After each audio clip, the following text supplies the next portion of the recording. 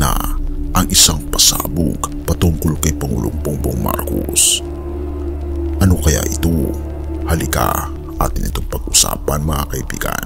Tinanong ko kay Sec Mina, kanino ko hihingin? Sabi niya, ang kausap sa House is si Congressman J.J. Suarez. So paglabas ko ng Malacanang, hiningi ko kay Congressman J.J. Suarez yung listahan. Sabi niya, bakit? Sabi ko, kasi walang i-release na FLR kung hindi nyo ibibigay yung insertion sa BICAM. So ang nangyari, tandaan ko, March 24 yun, March 25, nag-request sa akin ng meeting si Congressman Suarez tsaka si Congressman Dong Gonzales. So gusto nila akong makausap sa Manila Golf. Pilit nila akong tinatanong, bakit kailangan yung listahan? Sabi ko, yan ang utos. So kailangan ko lang sumunod. At sinong when you say utos galing saan? Yung pakingi na listahan. Utos po ni Presidente dahil galit na galit siya noon. Kasi nga, nabawas yung mga flagship projects, tinanggalan ng pondo. Mga dam po yun na malalaki, tinanggalan ng pondo. So galit na galit siya noon. Katunying nagbitiw ng pasabog kay Pangulong Bongbong Marcos. Ibinuking na. So, nakita niyo po yung sequence of events. Tandaan po ninyo, nung panahon ni dating Pangulong Rodrigo Duterte, may mga pinangalanan siyang mga tao. Tungkol po dito sa, sabi niya, corruption. Pero meron ba siyang naipakulong na corrupt noon, nung panahon niya? Ni Pangulong Duterte, meron ba kayo naalalang ipinakulong niya na corrupt? Hindi ako, baka naman nalimutan ko lang. Meron ba? Wala. Pero in fairness dito sa presidente na to, Pangulong Bongbong Marcos, magalit na kayo sa akin o magalit, kung hindi niya kinumpronta to, hindi tayo ganito kagising sa katotohanan. Hindi po ba, mga kababayan? Kung hindi ginawa ni Pangulong Bongbong Marcos tong mga pinagagagawa niya na to, hindi sana tayo mulat na mulat ngayon, galit na galit ngayon, na meron palang ganitong klase ng sistema sa katotohanan. Hindi po ba, mga kababayan? Pero sa totoo lang, mga kababayan, kung hindi tayo kinumpronta ni Pangulong Bongbong Marcos, may inis ba tayo ngayon? At doon pa lang napahinto ang lahat. Katunying mismo ang nagsalita.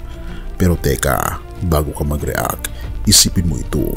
Noong panahon ni dating Pangulong Rodrigo Duterte, may pinangalanan siyang mga tao. Sabi niya, corrupt daw. Pero may naipakulong ba siya?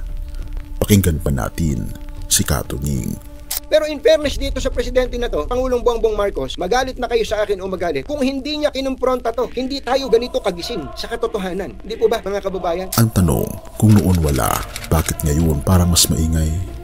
Sabi ni Katunying, kung si Pangulong Bongbong Marcos hindi ito inharap, baka tahimik pa rin tayo hanggang ngayon. Tama nga naman, pero bakit ngayon lang? Bakit ngayon pa natin naririnig ang lahat ng ito? Atin pa siyang pakinggan, mga kaibigan.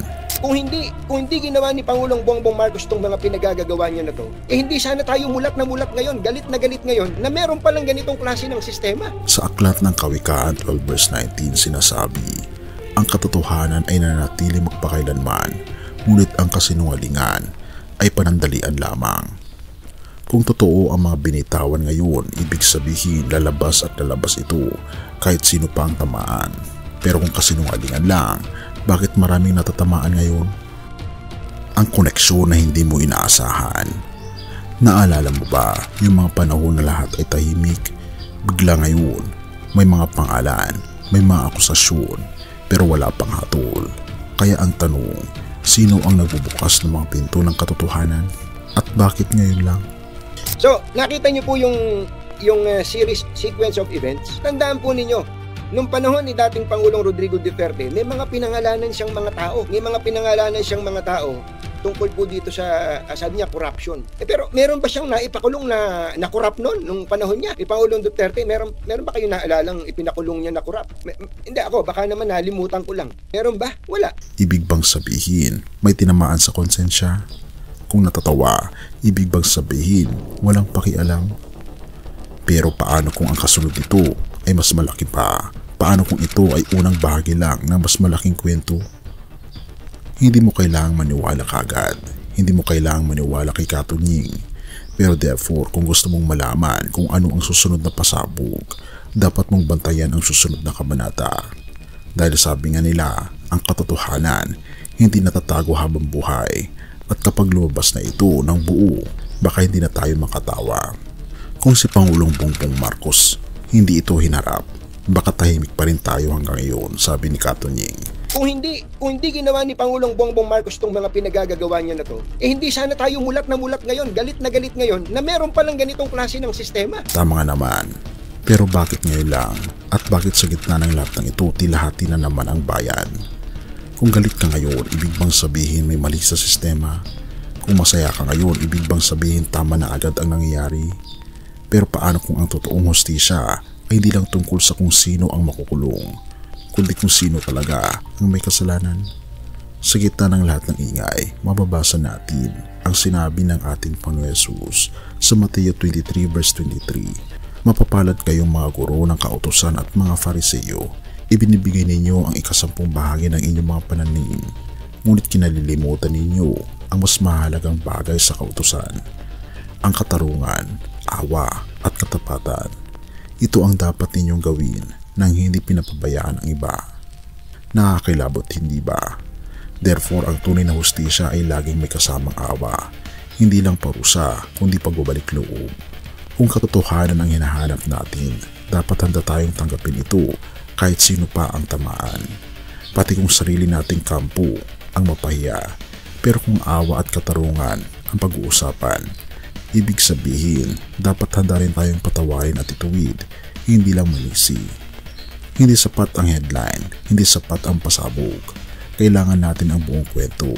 Therefore, kung gusto mong makita ang hustisya ng may kasamang awa, dapat mong bantayan hindi lang ang balita kundi ang sarili mong puso.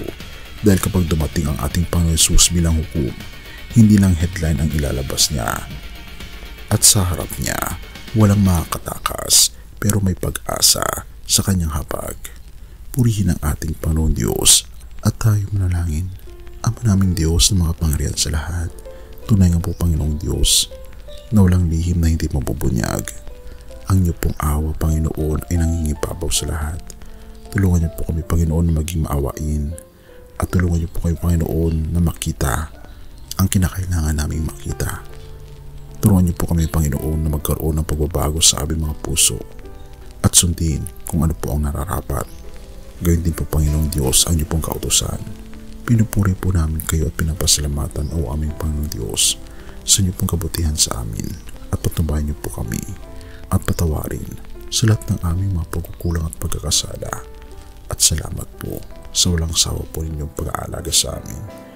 At salamat po sa pagdinig ng aming mga panalangin, sapagat ito po ang aming samuthiling sa matamis na pangalan ng aming Panginoon Jesus. Amen.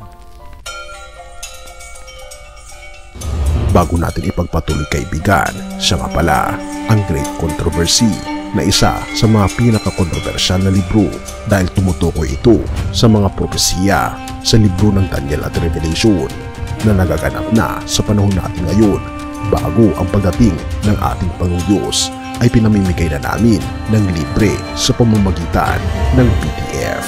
At ito ay nasa limited lamang na panahon, kaya i-click mo sa description sa baba upang ma-avail mo, kaibigan, ang napaka-importanteng libro ito na magbubukas sa iyo sa mas maliwanag mong hinaharap.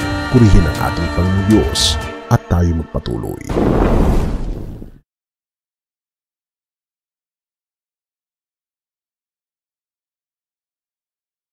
Siyang aking